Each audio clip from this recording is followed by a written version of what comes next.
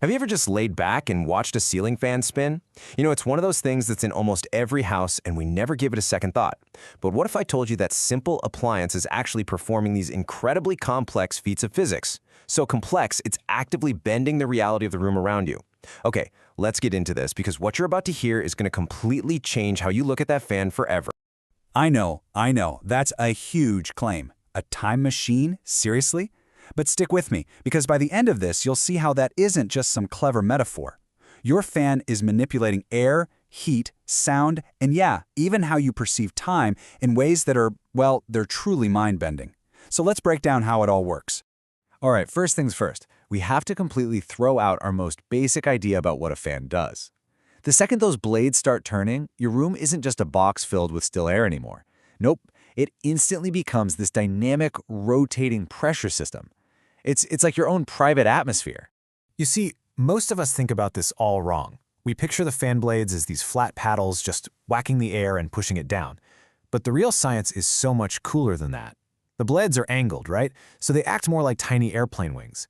They create these zones of low pressure above them that literally suck air up, and then they create channels of high pressure below them that shoot the air down in these focused jets.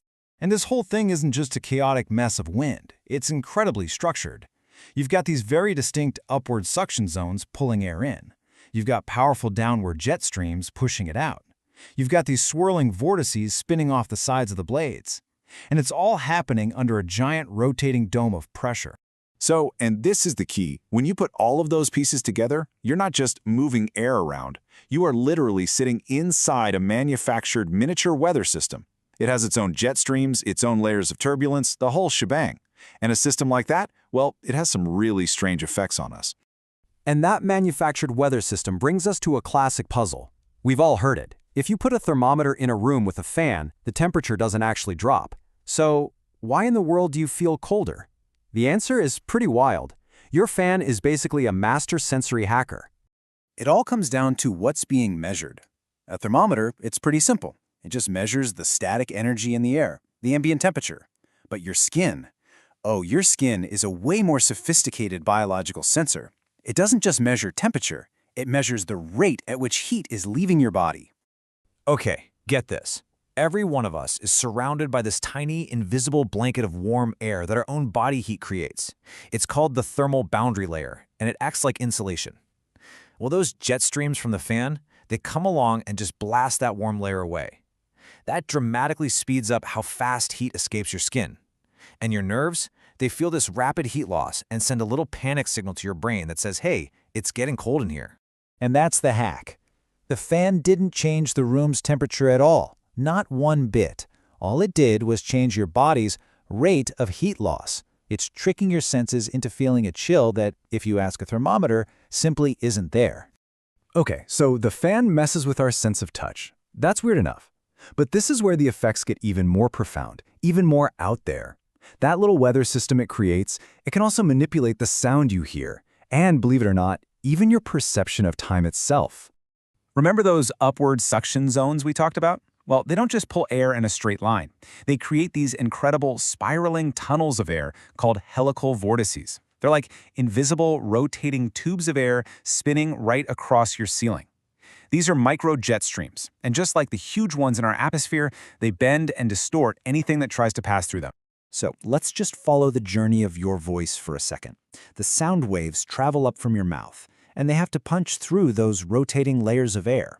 As they do, that moving air actually stretches and compresses the sound waves. It causes something called Doppler distortion.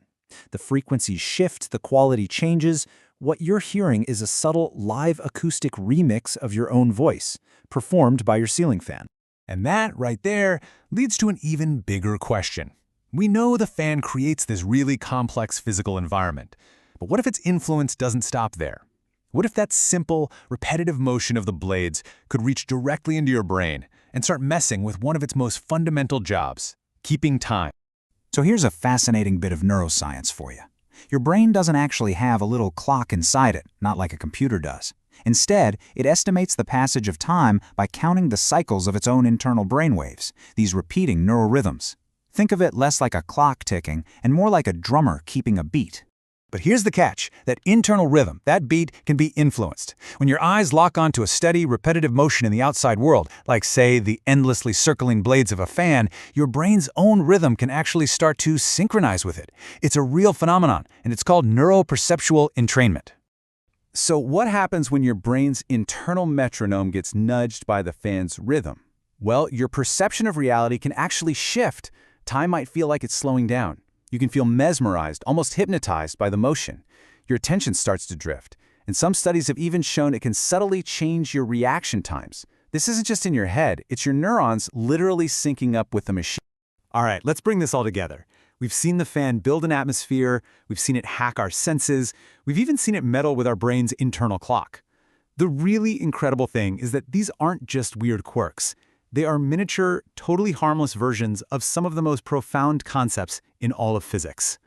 I mean, the connection here is just astounding. Think about frame dragging. That's the effect where massive rotating objects like black holes literally drag the fabric of space-time around with them. While on a much, much smaller scale, your fan does a similar thing, just by dragging the air. The Coriolis forces that shape hurricanes here on Earth, you can see a version of that in the fan's circular currents. The complex vortex flows that aerodynamicists study, they're happening right over your head. Your bedroom is a space-time playground. So let's just recap the unsettling truth of it all. That simple, spinning thing on your ceiling, it builds a private atmosphere. It hacks your body's temperature sensors. It warps the sound waves traveling through the room. It alters your brain's perception of time.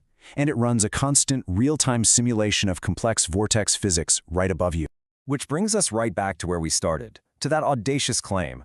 When you really consider everything it's doing, manipulating the physical space around you, and even the neural processes you use to perceive that space, you realize it is so much more than an appliance. It is, in a very real sense, a low-speed space-time machine, just hiding in plain sight. It really makes you wonder, doesn't it? If a simple ceiling fan holds this much complexity, what other everyday objects have these incredible secrets that we've never even thought to look for? What other wonders are out there, hiding right in front of us, just waiting to be understood?